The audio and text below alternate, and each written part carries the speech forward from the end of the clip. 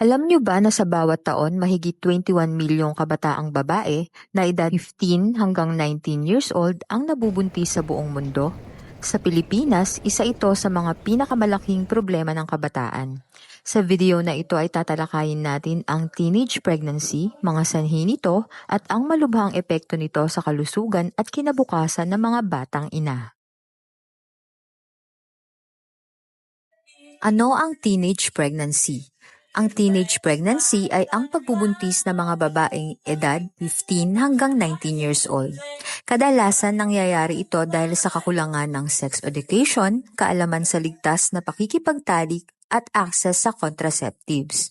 May mga kabataan ding nabubuntis dahil sa sexual violence na isang seryosong isyung panlipunan. Ang Pilipinas ay may isa sa pinakamataas na bilang ng teenage pregnancy sa Southeast Asia. Dahil dito, idineklara ng NEDA at POPCOM ang teenage pregnancy bilang national emergency.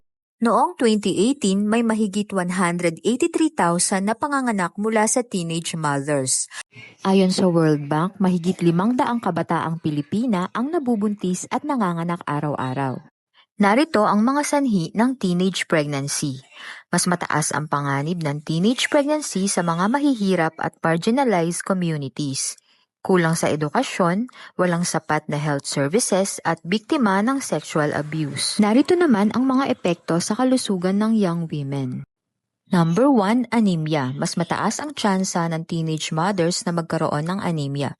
Maaari itong magdulot ng maagang panganganak, mababang timbang ng sanggol at postpartum depression.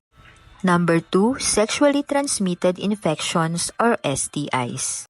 Ang unprotected sex ay nagdudulot ng STIs, maaring mahawa ang sanggol at magresulta sa organ damage o stillbirth.